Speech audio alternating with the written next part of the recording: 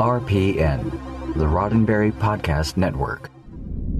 Mission Log, a Roddenberry Star Trek podcast. Episode 318, Meridian.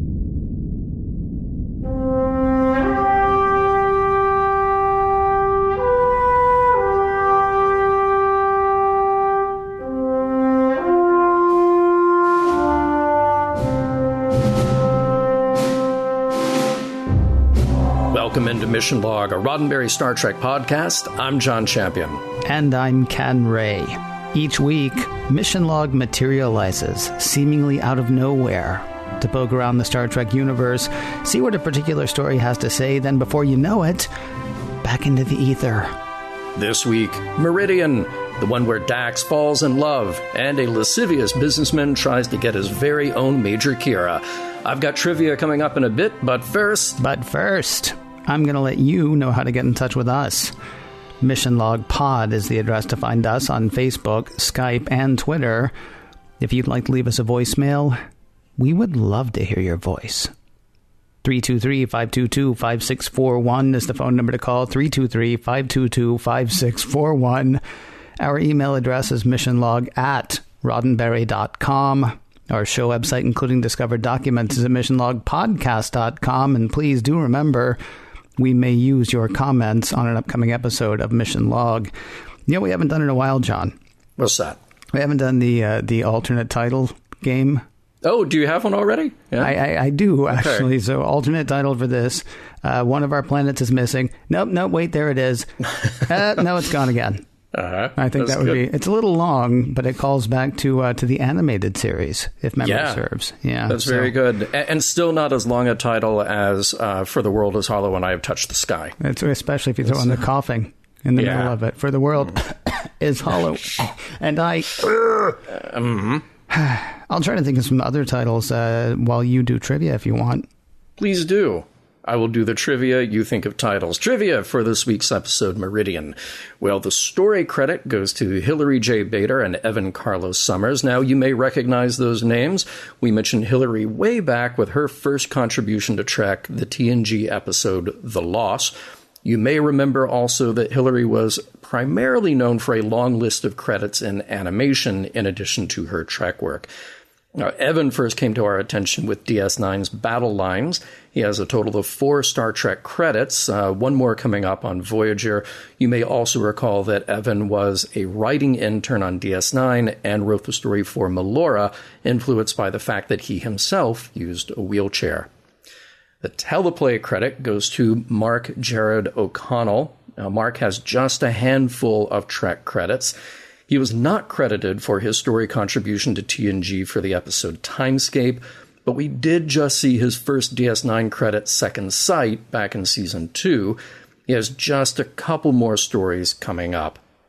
Hey, Ken, it's Brigadoon in Space. Oh, that was going to be one of my other titles. Oh, really? Well, I'm sorry to beat you to the punch there, but that's the story here. Now, I don't know if you've seen the musical on stage, but of course, for you or anybody who hasn't, you can, of course, see the 1954 film with Gene Kelly, and Van Johnson, and Sid Charisse. Also worth pointing out, Ira Stephen Bear, big fan of Brigadoon. Now, this episode is directed by Jonathan Frakes, and it's like we were just talking about Frakes as a director, and we were. He directed The Search Part 2, and he will be back for one more DS9 episode this season before jumping over to Voyager. Can I ask a question really quickly? Sure. Back as a director or just back one more time?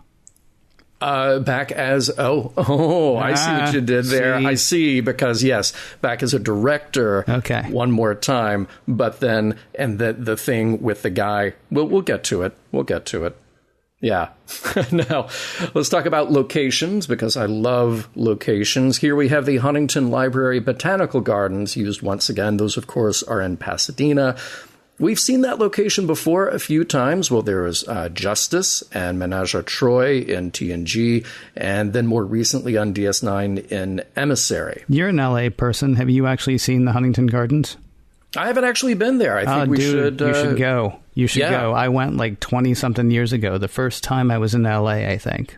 Oh, really? Yeah, it's lovely. Cool. It's lovely. Yeah, maybe we do a little a mission log outing. Sure, why not? Or we can get Dr. Trek Larry Nemeczek to maybe add it to one of his tours, and then we'll just tag along. Yeah, I like that even better. Like people who know what we're doing. Yes, even better. Now, there's a location you can't visit in this. Of course, that would be the buildings on Meridian, because that was a matte painting. It is the same matte painting, in fact, that was used in Birthright Part 2 as the Romulan prison, where all those Klingons were being held. Now, obviously, they made some major modifications to disguise the fact that it was a prison, and then to match the set pieces they built for the episode. Hey, one other bit of trickery here. That was a body double used for the composite of Kira and Quark at the end of the episode. So you're saying that was not Armin's body?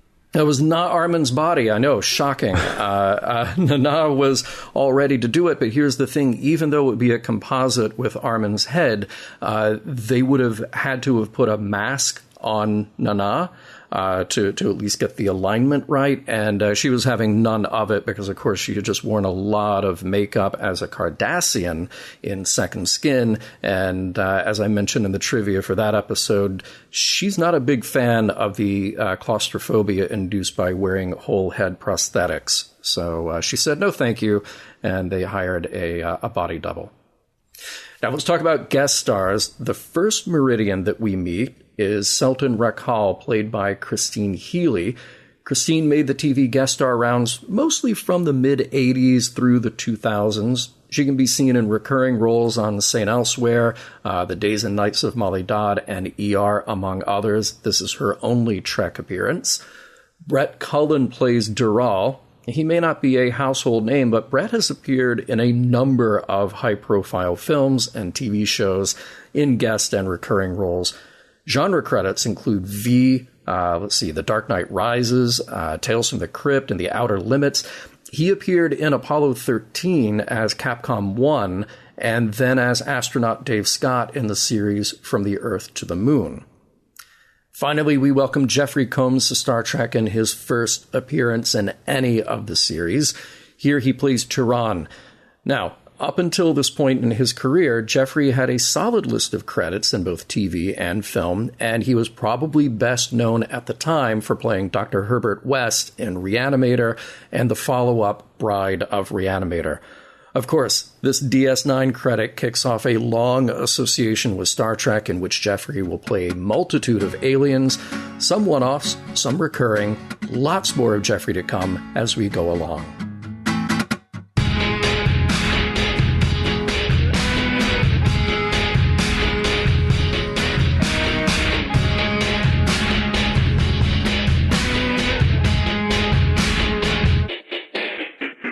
Have you ever played hide and seek with someone so good that you eventually stop looking for them?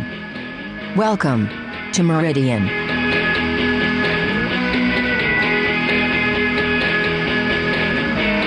Prologue. Kira's just trying to enjoy a hot cup of coffee in the Replimat with her pal Odo when they're interrupted by Tyron, some alien who's doing business with Quark and has really got a desire to schmooze Kira. She's definitely not interested in him, and she uses that old gambit of saying the person who happens to be there with her at this moment, Odo, is her boyfriend. Tyron goes away, Kira goes back to work, and Odo is left alone. He may not have taste buds, but he's a little tingly maybe from Kira's using him as a prop. On the Defiant, exploring the Gamma Quadrant is the game. Just run-of-the-mill stuff, avoiding the Dominion, some heavy gravimetric distortions, then, out of nowhere, literally out of nowhere, a planet just appears. Act 1. Yep, it's a planet called Meridian, populated by a handful of people, and they seem nice enough over the comm channel. Their leader, Selton Rakhal, invites the Defiant crew to stop by for a visit.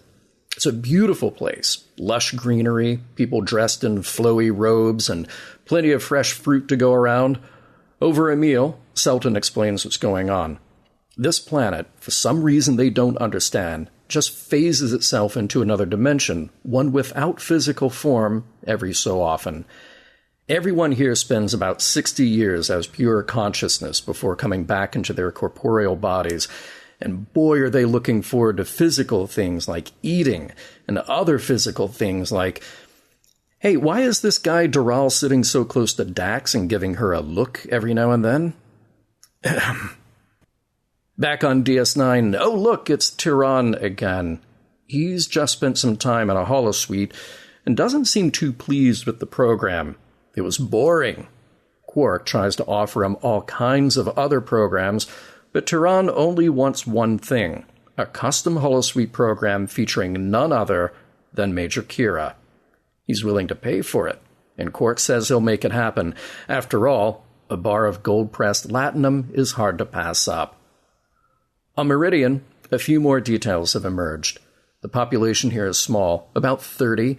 They're the descendants of a crashed expedition, but the population is getting smaller. They can only reproduce while in a physical state, and every time they appear in the Gamma Quadrant, the time they have in this corporeal form gets shorter and shorter. 12 days this time, shorter the next, still shorter the next.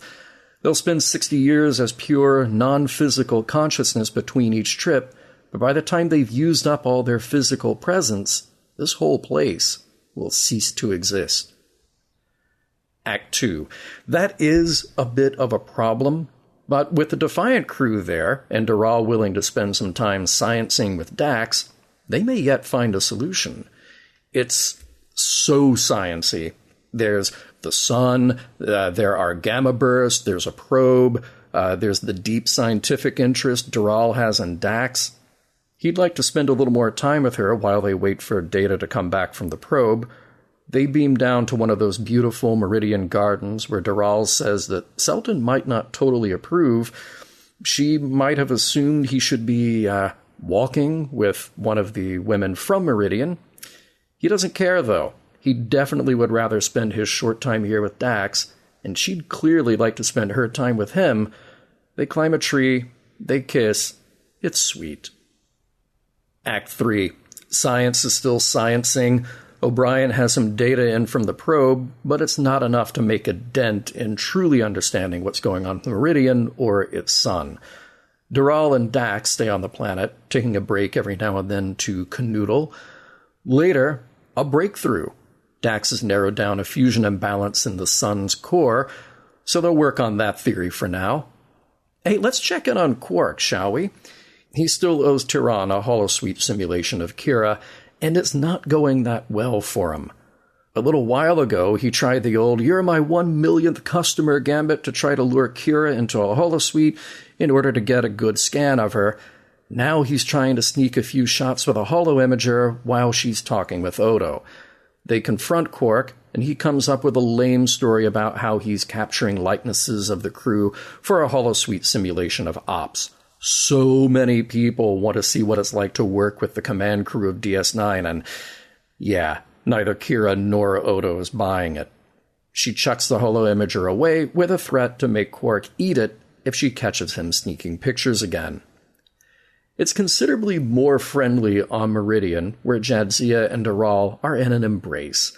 She's got some good news and some bad news. They can probably stabilize the sun's core, which would give Meridian a permanent presence. The downside is they won't be able to complete the work before Meridian disappears again and reappears in 60 years. Bummer. Here was Deral ready to build a house for the two of them for when Dax visits, but now he's got another idea. What if he just leaves Meridian to come with her? Act 4. With the idea that Meridian will be able to stick around longer, there is planning to do. Deral has some goodbyes to say to everyone there since he'll be relocating to the Alpha Quadrant. Meanwhile, in the Alpha Quadrant, Tyron is getting impatient with Quark, but Quark has another tactic to create the ultimate Kira simulator, a data decryption protocol that will allow him to access DS9's computer systems. Great! All he has to do is plug in the thingy, start downloading, and Odo is onto him in no time. He lets Kira know that someone has been tapping into her personnel file. Odo offers to arrest him for her, but Kira's got an idea. Back on Meridian, Deral and Jadzia are having a heart-to-heart. He's willing to leave Meridian to be with her, but he's leaving behind the small population of people who really need him. In that case, Dax offers something radical, to stay with him. And she can do it if they use some fancy transporter technology to allow her physical body to quantum shift when their planet disappears again in a few days. Act 5. Time now for Jadzia to say her goodbyes. It's emotional with Sisko. He's known Curzon, and he doesn't want to see any version of Dax jumping into something without thinking it through. This is what she wants, though. And perhaps they will see each other again in 60 years when Meridian comes back. Back to Quark and his customer Tiran.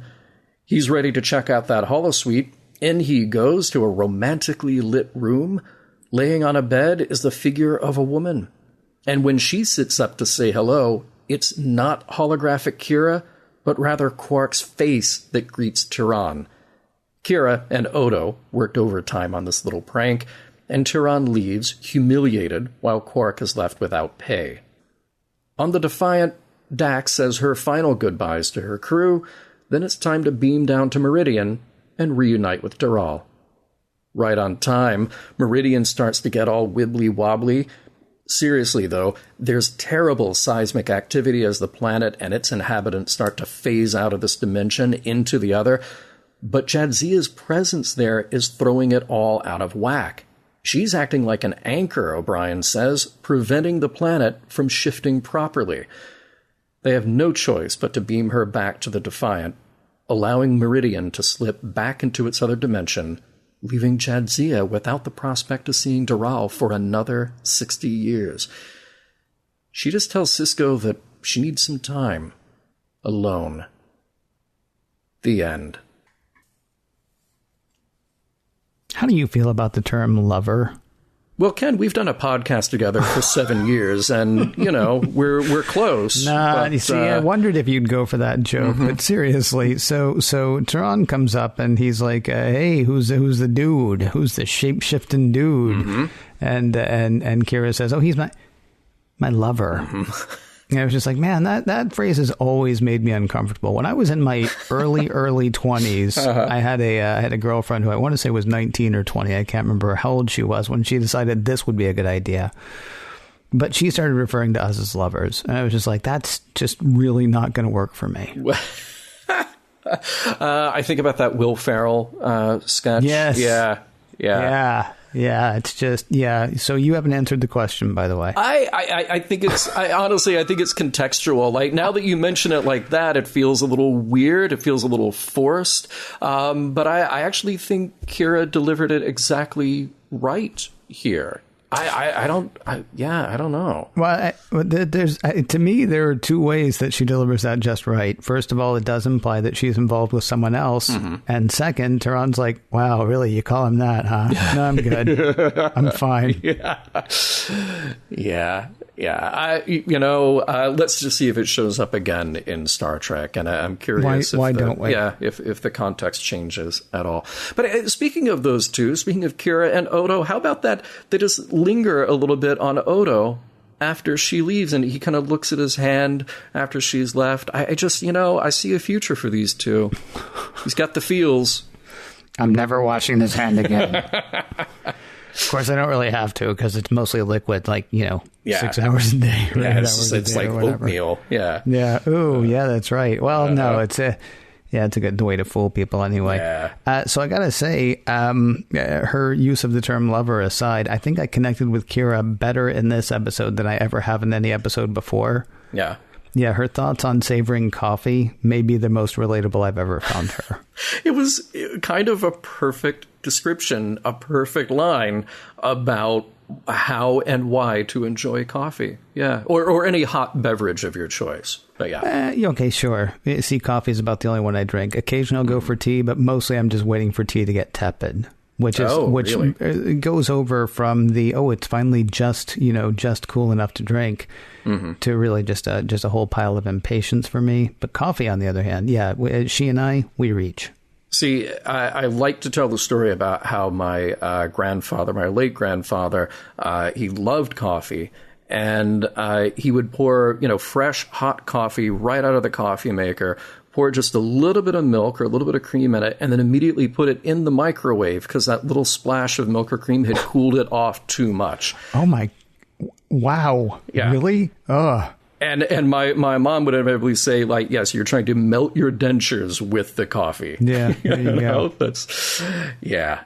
I don't like it that hot, but I get it. So, hey, Odo hasn't, again, we're back to the Odo thing about how he's just all one thing. Odo hasn't really tasted food. So I do wonder how he gets nourishment. He doesn't need food, but what do they just eat, like out under some UV light every now and then? Is that all he needs to get the energy to keep moving and liquefying and doing his Odo thing? And he says that the experience of eating food was messy. And I guess because he is just all mouth or all whatever, but at least he has no taste buds. So that's good. Just whatever they put in him, it's just going to go straight through him. Or he liquefies and like, oh, there's a hot dog again, because now I'm just liquid and that hot dog's got nowhere to go. That's a good point. Well, it's like what we were talking about. Like, could he smuggle something someplace? Just put it in him. Oh, right. Yeah. That's kind of what happens with food, I would guess. Oh, well, that's good, though, because like if you're sneaking food into a movie theater or a concert or something, bring an Odo with you. It's like, no, it's just a guy. Oh, look, now I've got a burrito. That's kind of funny because they'll search your bag, but they won't search the dude who's really just being a bag. That's right. He is literally the bag man. He is. That's perfect. Yeah. By the way, space mugs. I kind of like the space mugs, except I'm like, that looks really familiar. And then I remember like 1982, 83, my aunt had one of those on her dashboard. Just a dashboard mug. Yes. And I remember having, I think we had several of those in our household because it was the new thing. You got the travel mug. It had the little no-slip bottom. Right. And I think we had them in various colors, maybe even with some various cartoon characters on them. I'm going to say it was the 80s, probably like a Garfield mug. Sure, absolutely. Like that. Yeah. I would think, though, a Roadrunner, because, it is for traveling. That's true. I need to check with my mom and see if we still have those somewhere, and then put them on eBay immediately. Yeah, she's going to be like, they're under all your Star Trek toys. Right, exactly. Don't throw them away. They're authentic. Yeah. Yeah. Hey, I know we're going to have so much more to say about Tehran later. So much. But they really, just from the outset, indicate how awful he is. I wonder if one day he'll find the right person. Look, I'm just going to guess it's not Kira. Kira's not the right person for him. Right. But do you think this guy's got a future with somebody? Sure. I don't know. I mean, there's someone for everyone. Maybe. I don't know. I have no idea. I mean, is this one of the, you can go ahead and tell me now. I'm assuming this is not one of the characters that he comes back as. You said some are one-off, some are recurring. I know one of the recurring that you're talking about. I'm assuming this is one of the one-offs. This is a one-off, yeah. Oh, well, then let's assume, yes, he does. He leaves there. He's all dejected. And then he meets somebody who's like, you were really being a jerk. And he's like, someone can finally bring me to heel. That's the happy ending that I wanted to hear. There you go. And now that'll show up in a novel somewhere. The Further Adventures of Tehran. Yeah. Hey, speaking of aliens and Kira, does Morn really have enough pull to get Kira out of ops down to quarks? Oh. She shows up for the 1 millionth customer bit, and she's like, I got a message that Morn wants to see me. And I'm sorry, I'd be like, and? Like, really? No. I got to go down and see what Morn wants, because, it could be serious. Yeah. Well, look, it's the one time he's talking. So anybody's going to drop what they're doing and go in for that. Hey, a question for you. So the people on Meridian don't seem super advanced. Like they have obviously technology. They understand the idea of a spaceship coming to them. Well, they crashed there. Well, they crashed there, but like they haven't rebuilt a spaceship in the entire time. So they have some technology, but not a ton of it. And the Gamma Quadrant could be a really dangerous place. So I wonder, like, if they knew they were going to disappear again in like 5 days, could they say to an attacking Jem'Hadar group, like, hey, you can have all of this, just come back next Thursday. And then, oh, surprise, we're gone, not to be seen again for another 60 years. I'm curious, what have you seen of the Jem'Hadar that makes you think they would be patient? Nothing. Okay. Absolutely nothing. Right. But I'm just thinking it's really their only defense. Like, we don't see weapons. We're just like, yeah, look, we are so cool with being overrun with Jem'Hadar. Oh, Dominion? That sounds great. See, because I thought you were seeing a Jem'Hadar, scenario where the Meridians are like, can you come back next Thursday? And the Jem'Hadar are like, that seems fair. Yeah. Right. Like, we won't fight. Oh, well, no, I promise we will fight. We'll fight so hard next Thursday. Yeah, you can blow this whole place up if you want to. Mm-hmm. Yeah. Mm-hmm. Just on Thursday. Yeah. Oh, by the way, when the DS9 crew gets invited down the first time, she says, we were just about to have first meal. Mm-hmm. And I got to say, I love sci-fi words for breakfast. I don't think it was breakfast.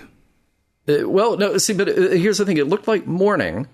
And then by the end of the episode, when they say last meal, it looks like evening. Well, right. But I mean, I think that's just, I think first meal was their first meal corporeal again. And last meal was their last meal before going back to the ether. Well, true. Although we don't know what time ship time was. So it could have been like 7 o'clock in the morning.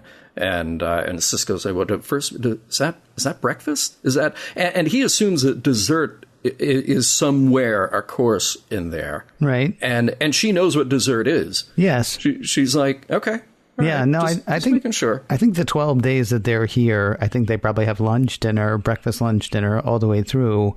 Except the last meal that they're going to have is going to be last meal, just like the first meal they have is going to be first meal. Okay, well, whatever it is, it seems like dessert is a part of it, and the Meridians understand what dessert is. Well, you say they understand, but then they have some hard-to-eat fruit. Yeah, okay, they do, which is, by the way, a Kawano melon. Okay. Otherwise known as the horned melon. And what you see is what you get. It's orange. It's got little spiny things. You cut it open. There's a bunch of green goo and seeds, and, knock yourself out. Okay. Yeah. Do you eat the seeds? Do you eat the green goo, or is you can. Okay. Yeah. So what Deral was saying, like the whole, you just eat this little skin bit between the skin and the rest of it. That's science fiction.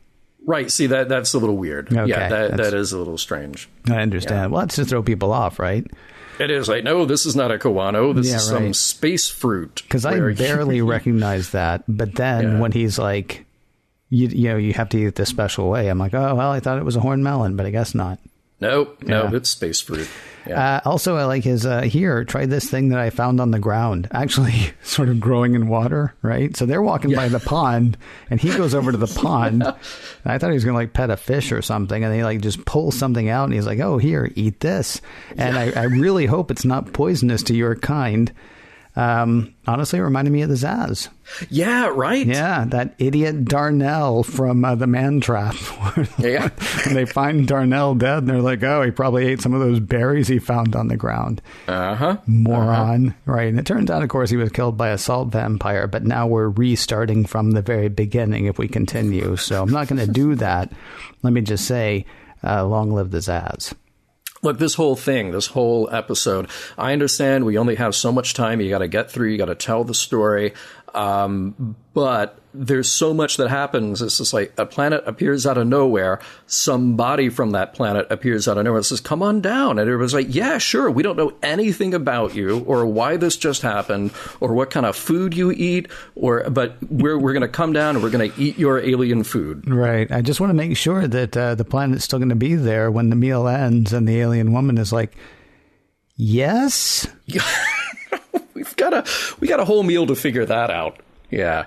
Hey, a couple of references in here. We have the Pleasure Goddess of Rix, a little Beta Z reference for those of you who might have been missing out on some good Beta Z references. And O'Brien calls it out 47 minutes. That's when the dimensional shift will occur. Just in case you forgot that 47 is a thing in Star Trek. And by the way, look, I know we've had discussions before about money and commerce and value in the future in this post-scarcity society. But Quark is very impressed that Turan has his very own holosuite. He says it's good to have money, so I guess you have to have money. I understand they're not Federation, but you have to have money to get a holosuite where they are. And I just thought, well, didn't we just see a replicator that can make a spinny laser shooty death device? Couldn't you just go to a replicator and say, hey, make me all the parts that I need for a holosuite. I'll wait for the instructions too. I also don't understand Quark's like, you have your own holosuite? It must be nice to have money. Of course, I got 4. Right, exactly. It's a bit confusing there. You know, he could just take one offline and say, nope, this one is still out of order. Yeah. And, you know, for the lack of money, he could live in a holosuite.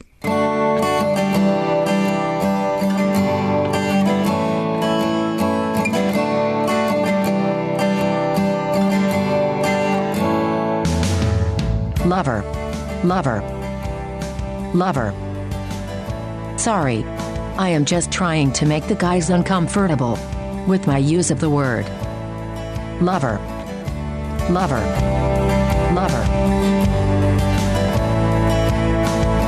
So we just sat down to first meal. You might call it breakfast. Where I come from, we call it first meal because it's the first meal we've had in about 60 or 70 years. Who knows? Did I remember to eat last time I was corporeal? This could be my first meal in 120 years plus the 30 days. Tough to say. But we just sat down for the first time and we have guests.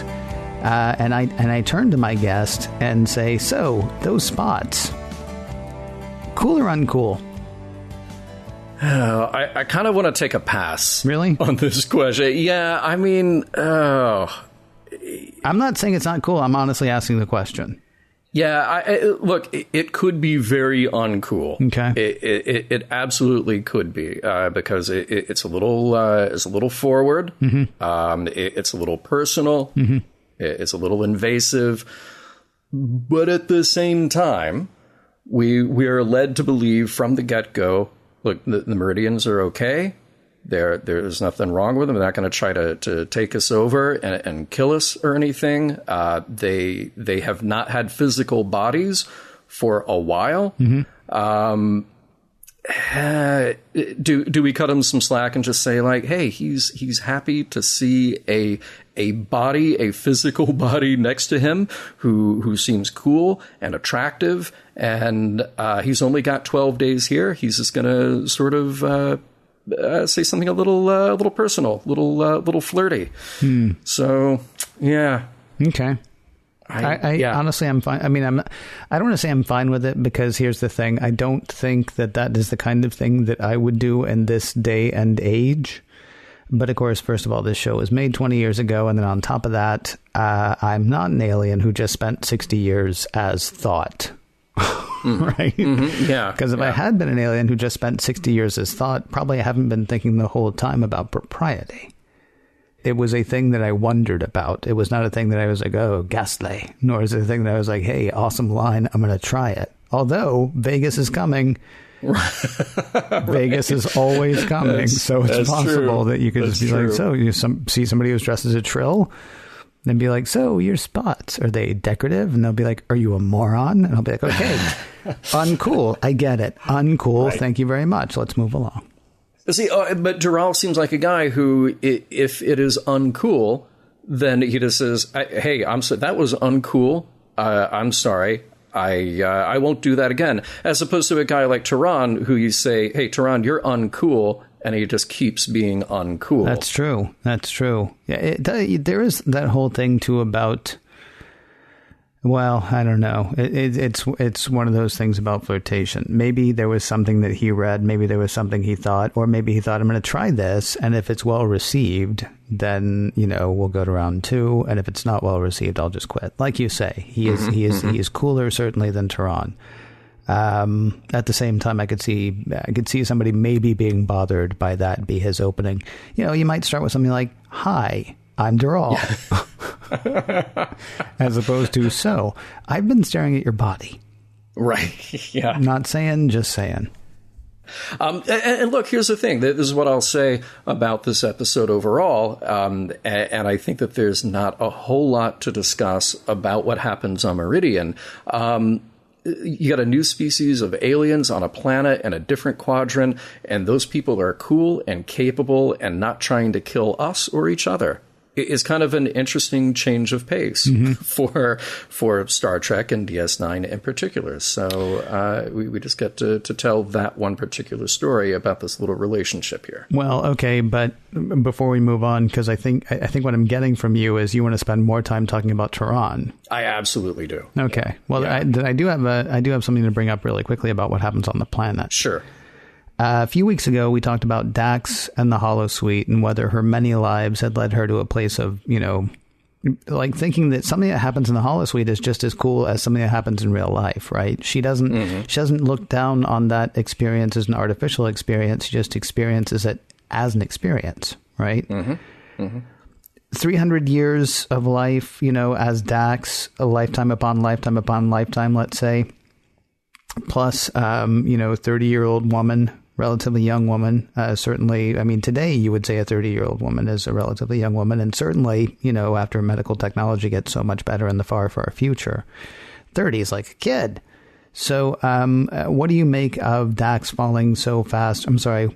What do you make of Jadzia Dax falling so fast and so hard for somebody that she and the symbiont inside of her have never met? What do I make of that, or what did everybody else make of that? Because what do you make of it? Because we can't ask everybody else, can we? They're fictional characters. I'm asking you, because I get that, but I mean, the one who made the most of it was Sisko. Well, but Sisko's old friends. Well, right, yeah, but I think Sisko kind of. I think he answered in the appropriate way, which is to say, look, I knew you as Curzon. Curzon was a bit of a rascal. He quote fell in love every other week, as Jadzia says, and there might be something not to trust there.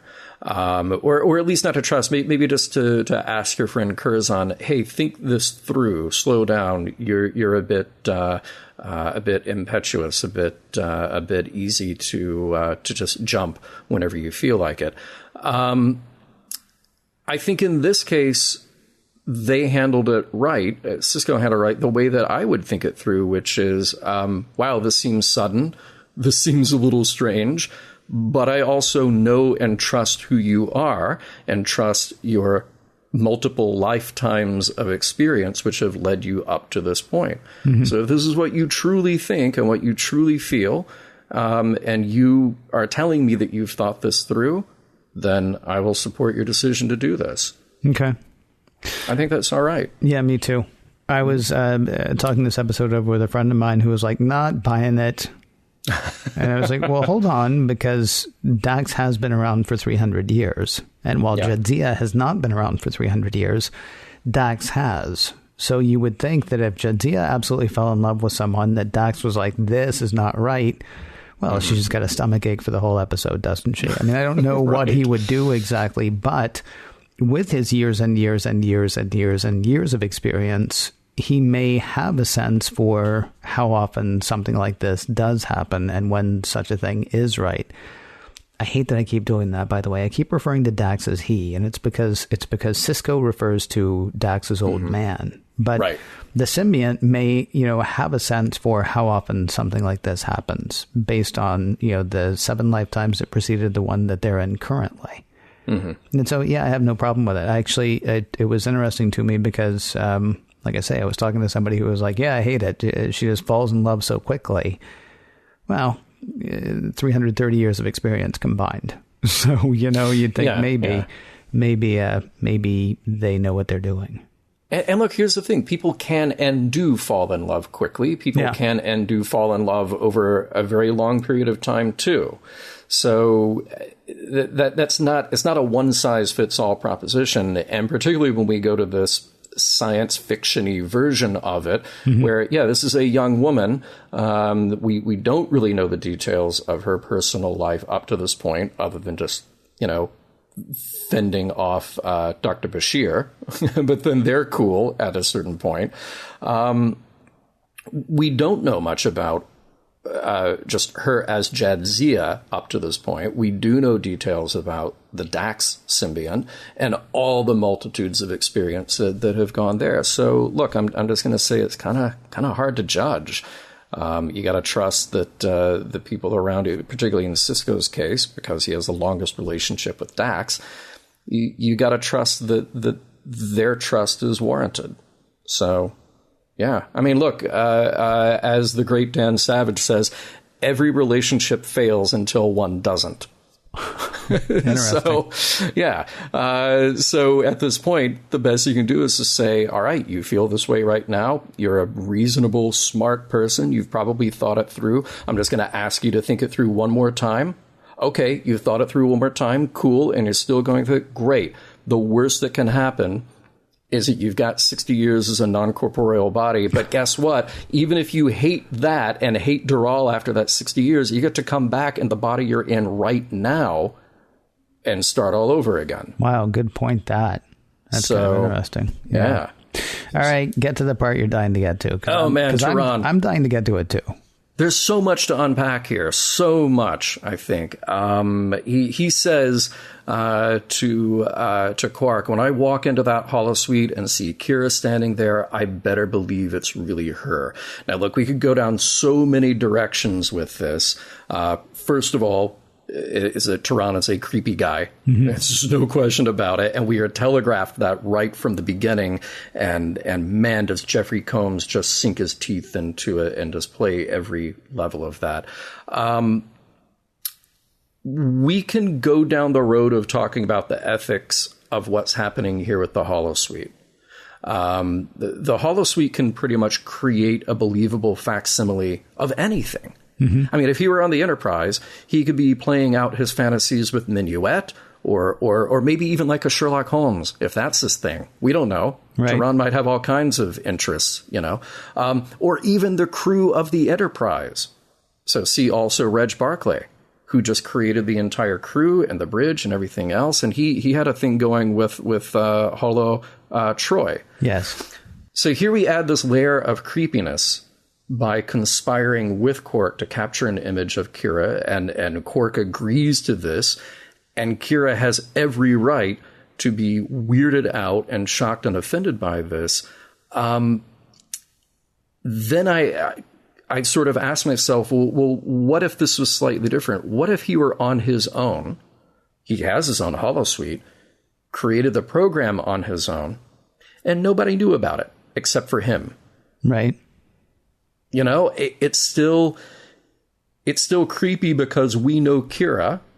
We know a lot about Kira. We know of her. But here he's getting people to be complicit in his invasion of her privacy, mm-hmm. which is terrible. and it seems, well, look, in the context of Star Trek, we have to make the story happen the way the story is going to happen. Although in another story, it could literally just be walk into the holosuite, hey, create a version of Major Kira. Because Kira has been on the station for a long time, and there are security cameras, and there are records, and there are photos, and there are voice prints, and all this other stuff out there that has been captured by computers already anyway. Well, you have to assume, though, that they're not networked with the holosuite computers, right? Sure. Because they're independent. Sure. Otherwise, you're right, Quark would have had absolutely no problem at all. Because, I was wondering about, not surprisingly, this made me think about Barclay as well. Is there just like screen after screen after screen that is a terms of service the first time you go into the holodeck? And nobody cares, because what they're there to do is go skiing or go, whatever. They're there to have a batleth battle or something along those lines. So they scroll through and just like, man alive, who would ever read this? And you get to the part where it says agree, and what you've agreed to is it's going to capture your image so that if somebody else wants to use you as their boy toy or girl toy or whatever, maybe they just want to see you work in ops. But you've clicked. Right. Yeah, that's fine. I don't care, because what I really want to do is go skating. Or whatever it is that you're there for. Sure. Yeah. So, there was a lot of stuff that I found myself wondering about. Like, I don't remember if you and I discussed the legality of Barclay's behavior, but I mean, a lot's happened since we did that show. Mm-hmm. And, since Geordi did his Leah Brahms episode as well. Mm-hmm. I'm thinking mostly about deep fakes, which we're hearing more and more about, although listeners in the future may just call that video. Yeah, no kidding. Yeah. I guess what I'm wondering is, are we to assume that what Quark is trying to do is not illegal? Because Odo didn't. I mean, Odo said that he would like lean on him. Did he actually say he would arrest him? Yeah, he did. He said he would arrest him. He did. Okay, but does that mean that what Quark's doing is illegal, or is Odo just always willing to arrest somebody on Deep Space Nine because he can? Well, yes, Odo is just always willing to arrest somebody. But I also think the important thing here is that Odo was ready to arrest Quark for getting into restricted files. Right. Okay. That's the question. It's not whether or not creating a holodeck simulation of somebody without their consent is illegal. Okay. Yeah. All right. So then that actually brings us back to the deep fakes thing, but that's a whole other thing entirely, which is going to be playing out. Seriously, by the time we publish this show, there may be something new about it. And we're recording this like 4 days before we're supposed to publish. Right. So it's kind of tough to say. But we do at least both agree that what Quark and Turan are trying to do. I mean, do we agree? I shouldn't say we agree. Do we agree that what Quark and Turan are trying to do is reprehensible? Well, here's the thing where I think it gets strange. What they are conspiring to do is reprehensible. Okay. So and sneaking around and getting photos and trying to lure her into the holodeck, and this whole thing is creepy and gross and reprehensible. Where I come back to a question to make it any less reprehensible is just to say, is Turan entitled to the fantasies that he has privately? And like I said, if he is on his ship in his holodeck and holosuite, and he programs it to whatever he wants, right? Is that okay? Yes. I mean, I don't know, because I mean, that's the whole thing, right? Because what's the difference between a holosuite and just, closing your eyes and imagining something? Right. Is that the issue is that where you're coming down? Yeah. I mean, I think that's where it gets ethically into a gray area.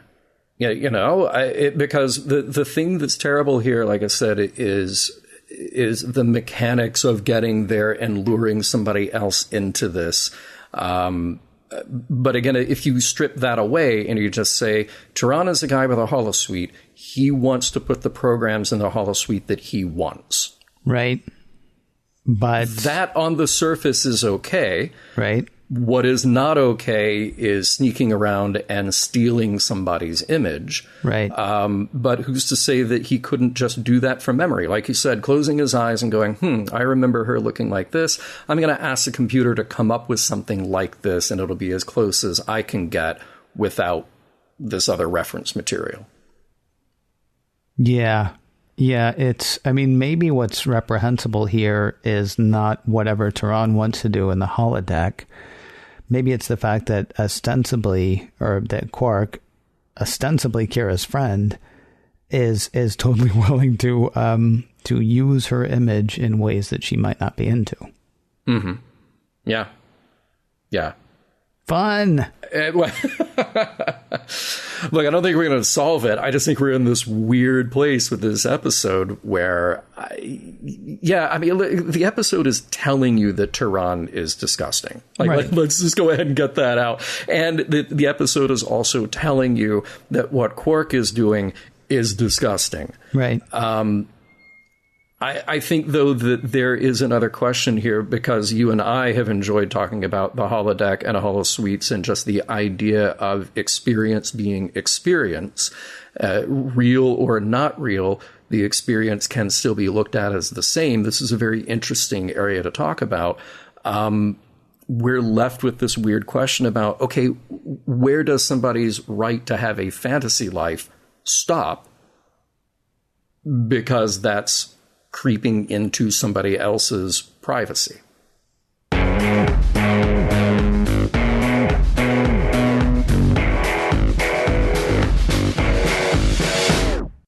With Jadzia's heart broken and a creepy deep fake put together, it is time to see what we can take from Meridian.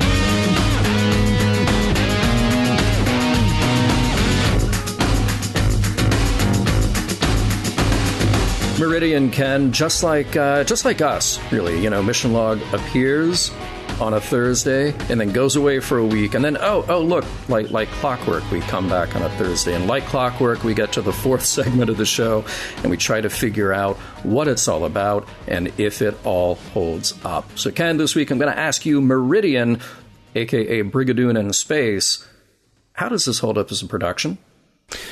As a production, I think it's fantastic. I think everything that Jonathan Frakes has learned, he just, keeps applying. There's one scene in particular that was absolutely amazing to me. Not for the acting, believe me. The tree climbing scene. The tree climbing scene, the acting in it seemed a bit forced, but they climb maybe 6 feet. But it's a single shot, and they start, I guess it's like a dolly. Or would it be a crane? I don't know. But they start basically with a shot that's way over Dax and Deral. And then when they start to climb, the dolly sort of pulls back and goes lower so that in the end, we're shooting from way underneath them. And it looks like they've climbed a fairly decent height. And they haven't. They've seriously maybe gone 5 or 6 feet. But it's just very well framed. It's very well shot. And the same thing happens when they climb back down as well. And that's a production thing. I mean, you and I have talked, and I can probably count on one hand the number of times they've done things with the camera that I'm like, that was incredible. Mm-hmm. And maybe it's because usually the camera is just more or less sitting there. That was incredible. I thought that was it was a good shot. It said a lot about the scene. And of course, it kept them from having to do anything goofy like, green screening a tree or anything like that. Right. As far as the acting, because the acting in that scene was not great, there is acting in this episode that I think is amazing. For whatever reason, I don't buy Nana in the 100 million customer bit, but Armin Shimmerman just nails it. And he doesn't always, but man, he nailed that scene. And I don't know what it was exactly, but there was something in his delivery that was... I mean, it was almost like the subtext was not him trying to sell Kira on the whole thing, but underneath it, he's like, I can't believe this is working. It was like shooting fish in a barrel or something. It was the way he delivered the line, of course you've won something. It's part of the giveaway. And there's something about it. I don't know what it was, but it was just, it made me laugh each time. And I actually went back and watched just that scene a few times because I thought his delivery was fantastic. And as you pointed out earlier, Jeffrey Combs was just amazing in this episode. And I'm not saying that as somebody who's like, oh, and I love every time he's on screen, because while I know I've seen him before, I didn't feel like he was hamming it as the alien. I kind of wanted a shower. Yeah, right. I mean, look, Jeffrey Combs, I have liked as an actor and everything that I've seen him in. And I guess the first time I saw him was in Reanimator. And to me, he's kind of got this quality. This is a little bit different because Star Trek, at least a lot of Star Trek, is kind of on the surface. What you see is what you get, front and center. Turan is creepy and weird. He's going to play it like that. That is what you get. In a movie like Reanimator, I love watching Jeffrey Combs in the moments that he is not front and center. Mm-hmm. He's kind of got this quality that I always liked about DeForest Kelley, which is even when somebody else is in the middle of their dialogue scene or with somebody else, you look back at the actor who is reacting silently and you see the gears turning in their head. And that's what I love about Jeffrey Combs. Is just every time he's on screen, whether he is the guy that the camera is focused on or not, whether he is the one with the dialogue or not, you see the gears turning. He is fully engaged in that moment. He's awesome. And I'll probably say that same thing every time we get to an episode with him in it. And I agree with you about Armin, too. He's got some great moments like the giveaway. And then there was another moment. First of all, it was shot very well, too. I love the scenes in Quark's bar and how they were filmed for this episode. There's some POV stuff with Quark and the holoimager. That's fun because you see it through the lens, and then Odo and Kira kind of walking toward him, but you're also shooting through the support structures in the middle of the bar. All of that stuff was very creative and really sold what was going on. And then there's this scene where Quark is showing Turan the data chip or the little data tube that he's got, all shot from behind those obstructions in the bar. It looks great, but back to the acting, look, Jeffrey Combs is great, and I think Armin is great in that scene too, because they start out with this little bit of threat and flattery.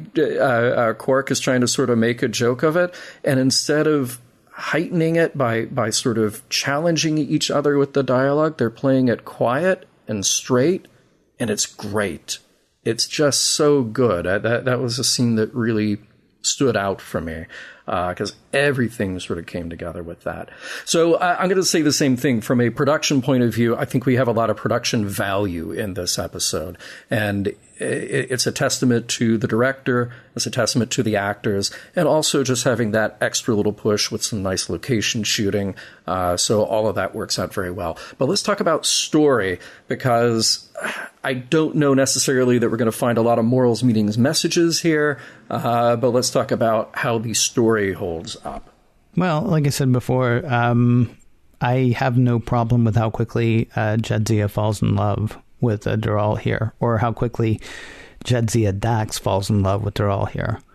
300 years of experience, plus, the feelings, like her own feelings, they may know what they're doing. Normally, when Kirk falls in love with someone at the beginning of an episode and then he's heartbroken at the end, I mean, the one drag is I don't think Dax is still going to be talking about the loss of Deral next week.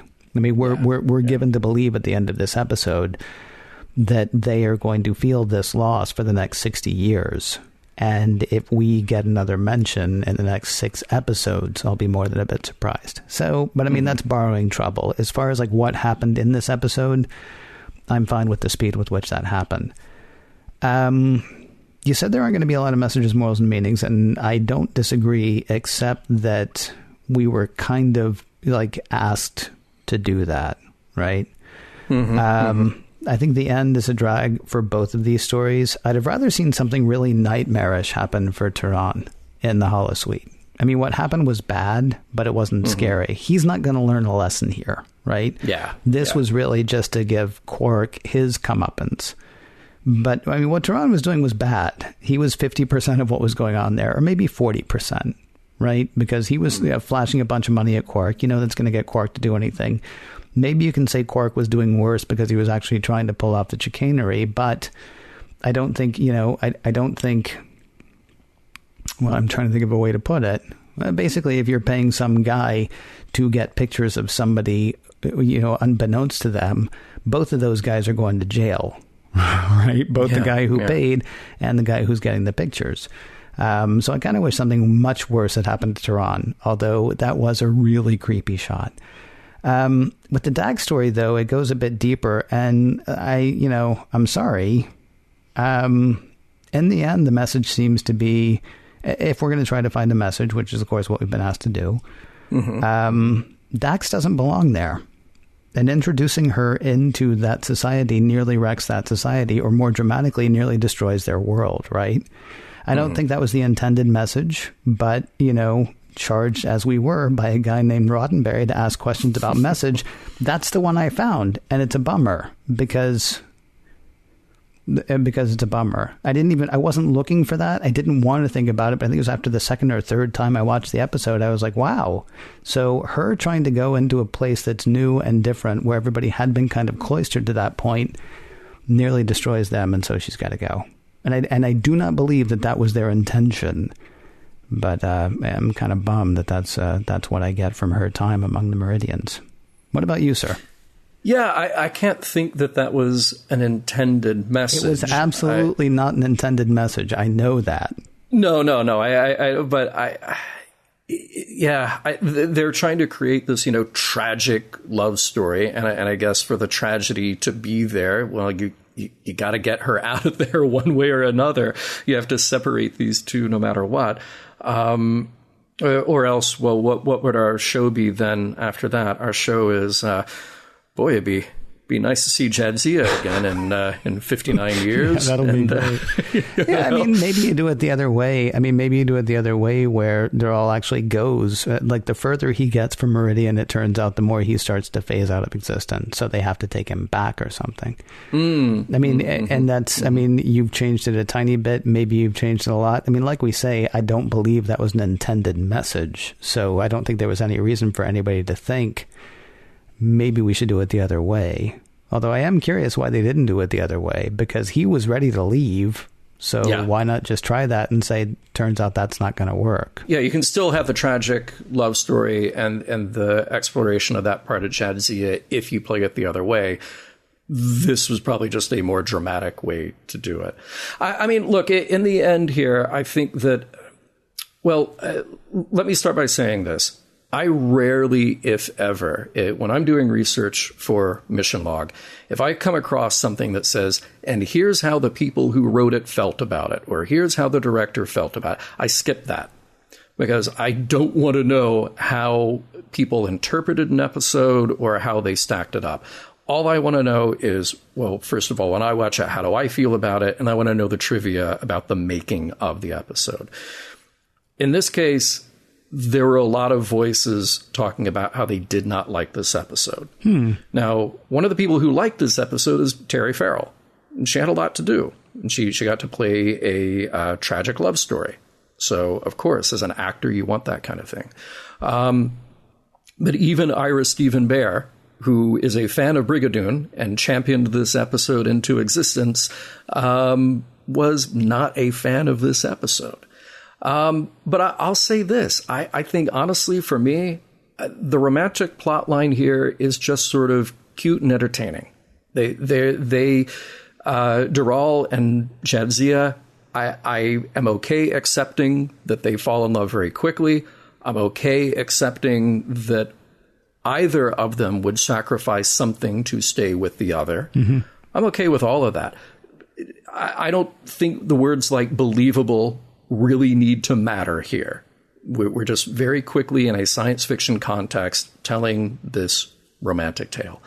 It is, despite the fact that we have to separate them at the end, it is a relatively lighthearted story, but with the heavy-hearted angle being on Dax. And I'm actually glad to see, again, DS9 let its hair down from time to time. Now, I know that DS9 is a show built on these big arcs, and we've got a lot more to go with big arcs like the Dominion, what's going on there. But every now and then when we get to have an episode or two that just says, hey, we're going to do this thing. We're going to let our people get trapped in Deep Space Nine with a bunch of booby traps. # booby trap. Or we're just going to tell this semi-tragic love story and let that sit there for a moment. I'm okay with that. I'm okay with the idea that there isn't necessarily a deep, heavy message to go along with it. Although, Ken, if the message is, you're doomed from the start if you try to have a love affair with a guy on a planet that will wink itself out of existence, well, maybe that's not such a bad message to have. Just make sure that the planet where the person that you fall in love with resides will stay there for longer than a few days. Mission Log is produced by Roddenberry Entertainment. Executive producer Rod Roddenberry. Have you checked out all of the shows on the Roddenberry Podcast Network? It's a growing network, you know. Mission Log Live, Women at Warp, Priority One, The Trek Files, and your daily Star Trek news. All that and who knows what else by the time you hear this. Podcast.roddenberry.com. If you'd like to support Mission Log directly, that'd be great. Patreon.com/missionlog is the place to do that. For more exciting Star Trek podcasts, be sure to check out Trek FM at trek.fm. And for the latest in Star Trek news and discussion, be sure to visit trekmovie.com. On the next Mission Log, Defiant.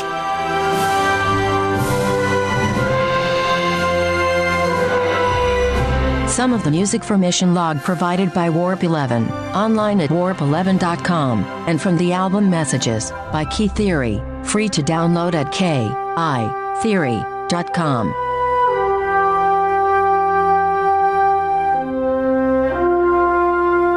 entirely oxen-free.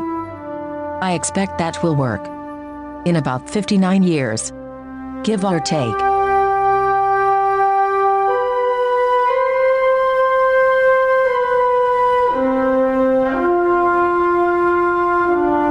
End transmission.